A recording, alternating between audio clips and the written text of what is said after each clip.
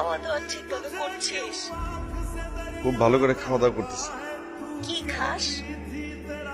এই যে এখানে তো এই যে বাংলা রেস্টুরেন্ট আছে না, বাংলা রেস্টুরেন্টে বাংলা খাবার খাই। আমার মনে হচ্ছে তোর খুব কষ্ট হচ্ছে, তোর গলা শুনে আমার মনে হচ্ছে। না, কোনো কষ্ট নাই। তুই আমাদের কথা কোনো চিন্তা করিস না, আমরা ঠিক আছি। তোর মোবাইলে অনেক টাকা উঠবে বাবা, ফোন রাখ, পরে কথা বলবো। হ্যাঁ, আচ্ছা ঠিক আছে, রাখি।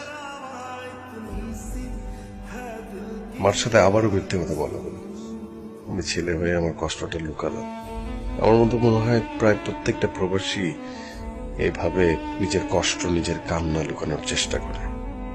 মার সাথে অনেক কিছু লুকিয়ে মিথ্যা বলে নিজেই হয়তো বা একাকি কাঁদে, প্রতিনিয়ত মাকে ভাবে, দেশে থাকা আপনজনদেরকে ভাবে।